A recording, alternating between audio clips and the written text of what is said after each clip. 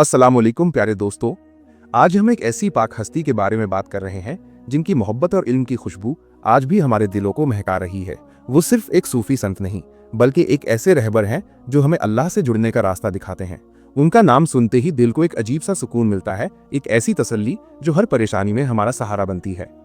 वो बुलंद हस्ती कोई और नहीं बल्कि हजरत शेख अब्दुल कादिर जिलानी हैं, जिन्हें हम सब गौसे आजम के नाम से भी जानते हैं। आपका जन्म ईरान के जिलान नाम के एक छोटे से गांव में हुआ था।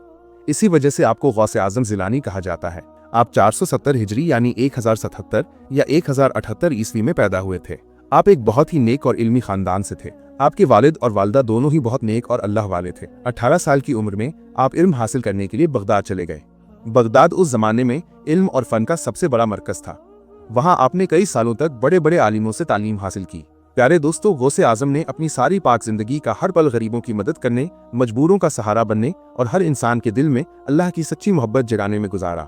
आपने सिर्फ दीन की बातें नहीं सिखाई बल्कि एक ऐसा रास्ता दिखाया जिस पर चलकर इंसान अल्लाह का कुर्ब हासिल कर सकता है। मेरे प्यारे दोस्तों और गौसे आजम के दीवानों, क्या आप जानते हैं कि उन्हें गौसे आजम क्यों कहा जाता है? गौस का मतलब होता है सहायता करने वाला और आजम का मतलब है सबसे बड़ा। ये नाम इस बात का सबूत है कि वो अल्लाह के ऐसे प्यारे बंदे थे जो हर जरूरत में लोगों के लिए सहारा बनते थे। उनकी तालीम कुरान और हुजूर पाक से थी।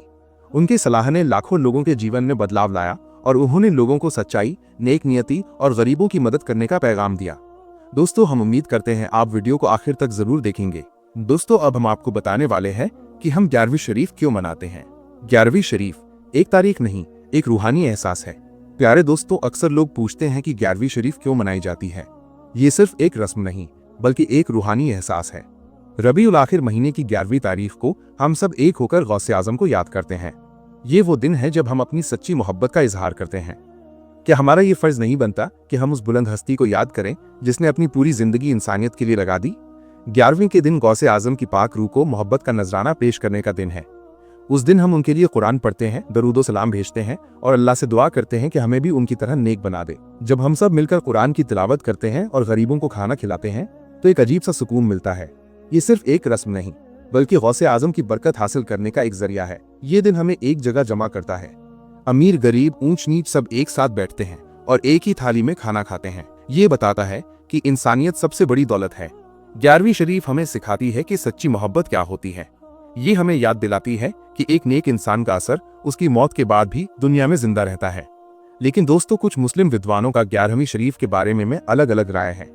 कुछ इसे नेक काम मानते हैं जबकि कुछ इसे बिदअत मानते हैं, क्योंकि कुरान और हदीस में इसका सीधे तौर पर जिक्र नहीं है। जो भी वो दोस्तों, हम हुजूर ताजदार मदीना सल्लल्लाहु अलैहि वसल्लम के मानने वाले हैं तो हमें 11वीं शरीफ जरूर मनाना चाहिए। दोस्तों, इस साल यानी 2025 में 11वीं शरीफ की तारीख 3 अक्टूबर 2025 है। चूंकि इस्लामी तारीखें चांद के दिखने पर निर्भर करती हैं, इसलिए असल तारीख में 1-2 दिन का फर्क हो सकता है। दोस्तों, ऐसा नहीं है कि हम फतेह सिर्फ 11 तारीख को ही करें। हम पूरे महीने में कभी भी फातिहा कर सकते हैं। चलिए दोस्तों, अब हम बात करते हैं 11वीं शरीफ के दिन हम क्या क्या कर सकते हैं। आप इस मुबारक दिन पर ये नेक काम कर सकते हैं। कुरान ख्वानी, सब मिलकर कुरान की तिलावत करें और उसका सवाब गौसे आजम की पाक रूह को बख्शें। दरूद शरीफ पढ़ना, ज्यादा से ज्यादा दरूद पाक पढ़ें। दरूद पढ़ना अल्लाह और उसके नबी सल्लल्लाहु अलैहि वसल्लम की मोहब्बत का इजहार है और इसका सवाब भी गौसे आजम को पहुंचाया जाता है। नाजो नियाज और लंगर करना, इस दिन गरीबों, यतीमों और जरूरतमंदों को खाना खिलाना बहुत ही नेकी और सवाब का काम माना जाता है। आप घर पर खाना बनाकर या लंगर का इंतजाम करके लोगों को खिला सकते हैं। ये गौसे आजम के अकीदे के मुताबिक है, क्योंकि वो भी गरीबों की बहुत मदद करते थे। गौसे आजम की सीरत पढ़ना, उनकी जिंदगी के बारे में पढ़ें। उन्होंने किस तरह अपनी जिंदगी अल्लाह की इबादत में गुजारी, उनके क्या उसूल थे और उन्होंने लोगों को क्या शिक्षा दी। इससे आपको अपनी जिंदगी बेहतर बनाने में मदद मिलेगी। अल्लाह से दुआ मांगना, अकेले या सबके साथ मिलकर अल्लाह से दुआ करें। अपनी परेशानियों को दूर करने, गुनाहों की माफी और दुनिया आखिरत में भलाई के लिए दुआ करें। नेकी का काम करना, इस दिन कोई भी नेक काम करें, जैसे किसी की मदद करें, किसी को माफ करें, किसी से अच्छे से बात करें। प्यारे दोस्तों, इसके अलावा 11वीं शरीफ पर जो कुरान ख्वानी की जाती है उसमें पूरी कुरान मजीद पढ़ी जाती है और फिर उसका सवाब गौसे आजम की पाक रूह को बख्शा जाता है। लेकिन अगर पूरी कुरान पढ़ना मुमकिन ना हो तो आप कुछ खास सूरा और आयतें पढ़ सकते हैं जो बहुत फजीलत वाली मानी जाती हैं। इन सूरों को पढ़ने से भी बहुत सवाब मिलता है। यहाँ कुछ सूरा दिए गए हैं जो आमतौर पर पढ़े जाते हैं। सूरा फातिहा, ये कुरान की सबसे पहली और सबसे अहम सूरा है। सूरा इखलास, कुल हुवल्लाह, इस छोटी सी सूरा को 3 बार पढ़ने का सवाब एक पूरे कुरान के बराबर माना जाता है। सूरा यासीन, इसे कुरान का दिल कहा जाता है और इसे पढ़ने का बहुत बड़ा सवाब है। सूरह मुल्क, इसे सूरह तबारकल्लज़ी भी कहते हैं। इसे पढ़ने से कब्र के अजाब से हिफाजत मिलती है। आयतुल कुर्सी, ये एक बहुत ही ताकतवर आयत है। इन सूरों को पढ़ने के बाद आप दरूद पाक जैसे दरूद शरीफ या दरूद इब्राहिमी ज्यादा से ज्यादा पढ़ें। आखिर में अल्लाह से दुआ करें और पढ़े गए कुरान का सवाब गौसे आजम की पाक रूह को बख्शने की नियत करें। याद रखें, ये सब नेक काम सिर्फ रस्म नहीं है, बल्कि ये गौसे आजम की मोहब्बत में किए जाते हैं और इनसे रूहानी सुकून मिलता है। गौसे आजम शेख अब्दुल कादिर जिलानी रहमतुल्लाह अलैह को इस्लाम में एक ऐसी पाक हस्ती माना जाता है जिन्हें अल्लाह ने बहुत सी करामात अता की थी। उनकी करामात सिर्फ किस्से कहानियां नहीं, बल्कि उनके गहरे ईमान, अल्लाह पर उनके भरोसे और उनकी रूहानी ताकत का सबूत थी। तो चलिए दोस्तों, अब हम आपको गौसे आजम की कुछ जिंदा करामात के बारे में बताते हैं। गौसे आजम की कुछ जिंदा करामात। पहली करामत मुर्दे को जिंदा करना।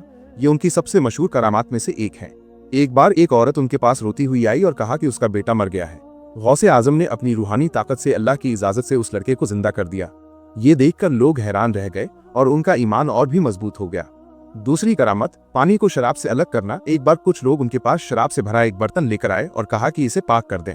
गौसे आजम ने उस बर्तन पर अपना हाथ रखा और अल्लाह के हुक्म से वो शराब पाक साफ पानी में बदल गई। इस करामात ने लोगों को बताया कि अल्लाह की रहमत से नामुमकिन भी मुमकिन हो सकता है। तीसरी करामत, दूर से ही मदद करना। गौसे आजम के मुरीद जहां भी होते थे, अगर वे मुसीबत में होते तो या गौसे आजम पुकारते। गौसे आजम अपनी रूहानी ताकत से उनकी मदद करते थे।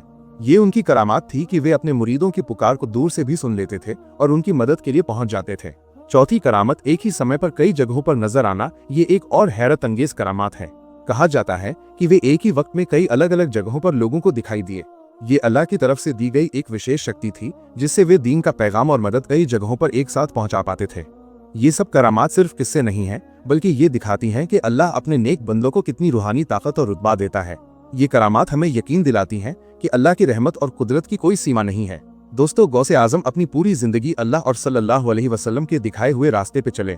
गौसे आजम का विसाल 11 रबी उस सानी 561 हिजरी यानी 1166 ईस्वी में हुआ। आपकी उम्र 91 साल थी। आपकी कब्र मुबारक इराक के शहर बगदाद में है। आपका मकबरा एक बहुत ही खूबसूरत और बड़ी जगह पर बना हुआ है, जहां हर साल लाखों लोग जियारत के लिए आते हैं। तो दोस्तों, ये था हमारे गौसे आजम की दिल को छू लेने वाली करामातें। प्यारे दोस्तों, अगर आपको आज का वीडियो पसंद आया है तो कमेंट बॉक्स में सरकार गौसे आजम का नाम जरूर लिखें और अपना प्यार जाहिर करें, और हमारे चैनल हुसैन वॉइस को सब्सक्राइब करें। यहाँ हम ऐसी ही नेक हस्तियों की दिल छू लेने वाली कहानियां और इस्लामिक मालूमात आप तक पहुंचाते रहते हैं। इस वीडियो को लाइक करें और अपने दोस्तों और परिवार के साथ शेयर करें, ताकि ये नेक पैगाम हर किसी तक पहुंच सके। और बेल आइकॉन दबाना ना भूलें, ताकि आप हमारी अगली वीडियो सबसे पहले देख सकें। याद रखें, गौसे आजम की मोहब्बत सिर्फ 11वीं शरीफ तक नहीं, बल्कि हर दिन हमारे दिलों में हमेशा जिंदा रहनी चाहिए। अल्लाह हम सबको उनके नक्शे कदम पर चलने की तौफीक अता फरमाए। हम मिलते हैं अगले वीडियो में, तब तक के लिए अल्लाह हाफिज।